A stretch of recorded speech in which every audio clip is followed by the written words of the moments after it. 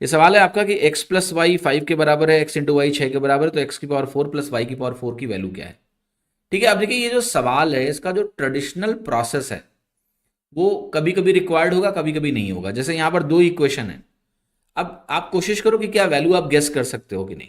ठीक है, जैसे आइडियली एक्स की पावर 4 प्लस वाई की पावर 4 कैसे निकलेगा। ये निकलेगा कि भाई आप मुझसे कहो कि x square plus y square का होल स्क्वायर निकालो, इसमें से आप 2x² वाई स्क्वायर घटा दो। मैं कहूँगा अच्छा ठीक है।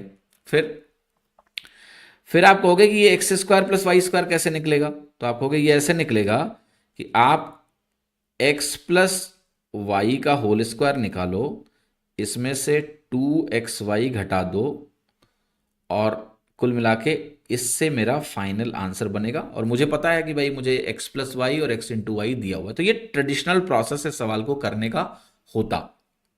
ठीक है, आप कहते कि भाई मैं यहाँ पर रखूंगा तो ये 25 हो जाएगा, माइनस एक्स इंटू वाई 6 है तो ये 12 हो जाता, 6 दूनी 12, इसका स्क्वायर करते -2 x² इंटू वाई स्क्वायर, ये 36 आ जाता।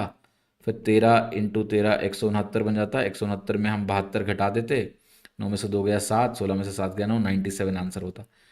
बट इस सवाल को अगर आप इस अप्रोच से करके आते हैं, इस अप्रोच से, तो मैं कहूँगा आपने बहुत टाइम वेस्ट किया। इसके पहले एक चीज़ ज़रूर कोशिश किया करो कि क्या वैल्यू गेसेबल है। दो इक्वेशन में अगर मुझे वैल्यू दी है, जैसे x plus y is equal to 5, मुझे दिया हुआ है कि एक्स प्लस वाई हमारा 5 के बराबर है और एक्स इंटू वाई 6 के बराबर है। सबसे पहले कोशिश करो कि क्या हम डायरेक्ट वैल्यू गेस कर सकते हैं क्या।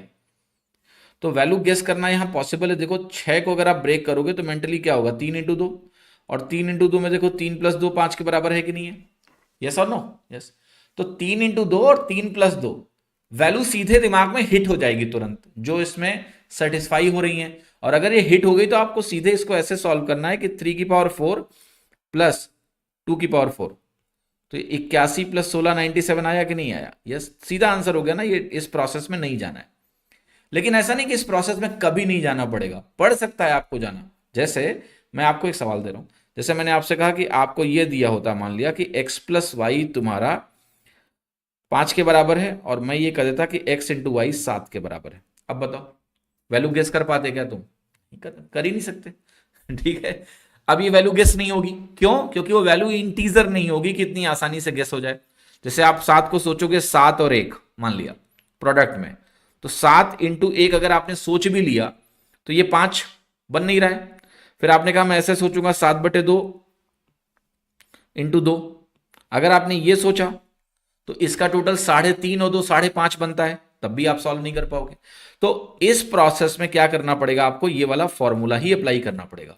तो ये फॉर्मूले की वैल्यू भी है और कभी कभी नहीं भी है, डिपेंडिंग ऑन कि कैसा डेटा है। तो हमेशा ऐसे सवाल में चेक करो कि क्या वैल्यू तुरंत गेस हो रही है। अगर नहीं हो रही है तो आपको इस फॉर्मूले, जैसे इस सवाल का उत्तर अगर आपको निकालना हो तो आपको बिल्कुल इस प्रोसेस में जाना पड़ेगा। एक्स प्लस वाई का होल स्क्वायर करोगे तो आपको मिलेगा 5 का स्क्वायर, माइनस 7 दूनी 14 बनेगा, फिर उसका स्क्वायर करोगे -2 × 49 बनेगा, एक्स इंटू वाई का होल स्क्वायर।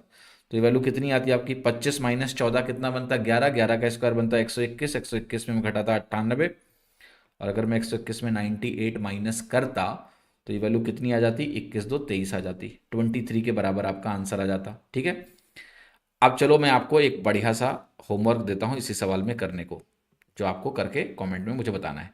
कि मान लिया मैं आपको दूं कि x इंटू वाई, ये होमवर्क आप ले लो, ठीक, x इंटू वाई मैं आपको देता हूं मान लिया 12 के बराबर है, और मैं आपको देता हूं कि x प्लस वाई, ठीक है, -7 के बराबर है।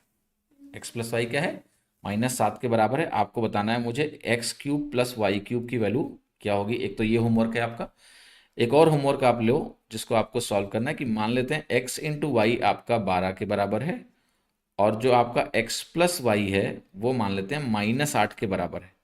और तब मैं आपसे अगर पूछता हूं कि मुझे बताओ x³ प्लस y³ की वैल्यू क्या होगी, ठीक है, तो आप मुझे इसको सॉल्व करके बताएंगे कि इसका आंसर क्या होगा। ये दोनों होमवर्क भी आपको कमेंट करके मुझे बताने, इससे आपकी प्रैक्टिस भी हो जाएगी।